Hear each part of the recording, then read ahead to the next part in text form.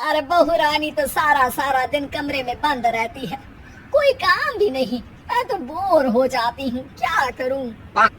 तभी मीना की सहेली रीना उससे मिलने आती है। अरे मेरे घर का भी यही हाल है, बेटा ऑफिस और बहू कमरे में बंद, समय काटे नहीं कटता। लेकिन अब सच मानो तो वक्त ही नहीं है कि वक्त से रोटी भी खा लूं।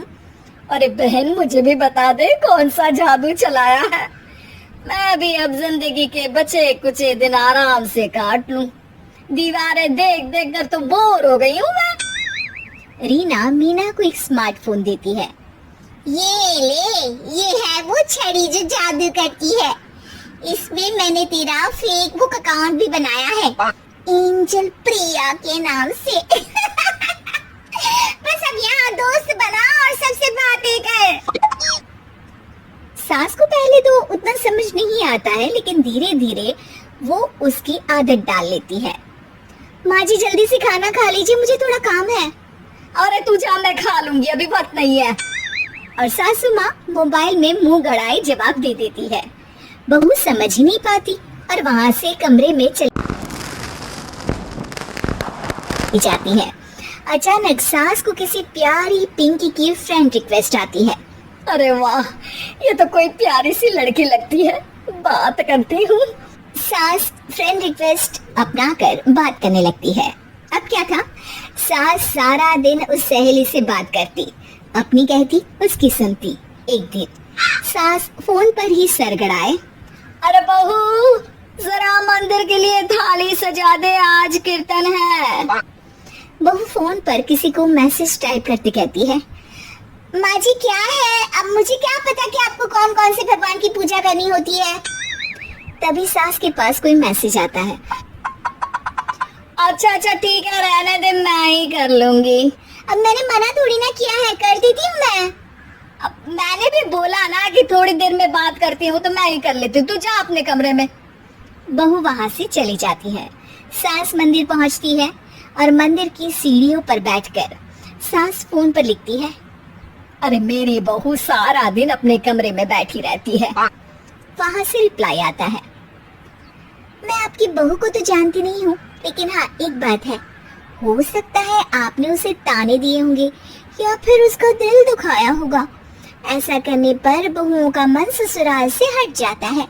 याद रखिए, बहू और बेटी में फर्क होता है। सास घर जाती है और बहू से बड़े ही प्यार से बात करती है, उसके लिए खाना बनाती है, उसे गिफ्ट में साड़ी भी देती है। जिसके बाद अगले दिन, माँ जी चलिए, आज मैं भी आपके साथ मंदिर चलती हूँ, आते वक्त भोले भैया के गोलगप्पे खाकर आएंगी। अरे हाँ बहू, ये तो अच्छा है, चलो। सास मन में सोचती है कि उसकी फेसबुक वाली दोस्त कितनी अच्छी है। उसके समझाने से उसे उसकी बहू वापस मिल गई। वो बहू को अपनी दोस्त के बारे में बताने का सोचती है, लेकिन फिर चुप हो जाती है। बहू फोन पर टाइप करती है। मेरी सास मुझे नौकरानी समझती है, एक गिलास पानी तक खुद नहीं लेती। मन तो करता है कि बोल दूं, मैं बहू हूँ, कोई नौकरानी नहीं। वहाँ से रिप्लाई आता है। देखो, तुम्हारी सास को तो मैं भी नहीं जानती, लेकिन वो बुजुर्ग होंगी। पूरा जीवन उन्होंने घर गृहस्थी चूल्हा चौका में निकाल दिया। और फिर तुम ये भी मत भूलो कि जिस पति पर तुमको इतना गर्व है, उसे भी शिक्षा उन्होंने ही दी है। तो जिसने तुम्हें इतना दिया, क्या तुम उनकी थोड़ी सी सेवा नहीं कर सकती? बहू भी अगले दिन से सास का सारा काम करती, उनके पैर दबाती, उनका ख्याल रखती, उनके साथ घूमने जाती।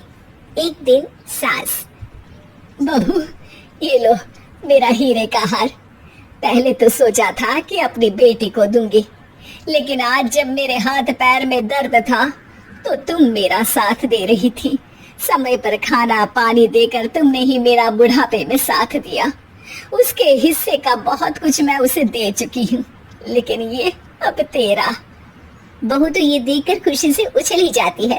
वो सास को गले लगाकर कहती है, माँ जी आज सच में बहुत अच्छी है। भला हो उस एंजल प्रिया का जिसने मुझे आपसे वापस मिलवा दिया, वरना मैं तो हमेशा आपको गलत ही समझती। मैं तो सोचती थी काश वो एंजल प्रिया मेरी सास होती। क्या नाम लिया बहू? एंजल प्रिया तेरी फेसबुक फ्रेंड है? हाँ माँ जी, वो बहुत अच्छी है। उन्होंने ही मुझे बताया कि सास की कीमत क्या होती है। अरे बहू, कहीं तू प्यारी पिंकी तो नहीं? जी माँ जी, मैं ही हूँ प्यारी पिंकी। क्यों? सास बहू को गले लगाकर कहती है। मैं भी यही सोचती थी कि काश प्यारी पिंकी मेरी बहू होती। शुक्रिया बहू। सासू माँ, शुक्रिया तो हम दोनों को फेसबुक और सोशल मीडिया का करना चाहिए, जिसने हम दोनों को एक दूसरे से दिल से मिला दिया।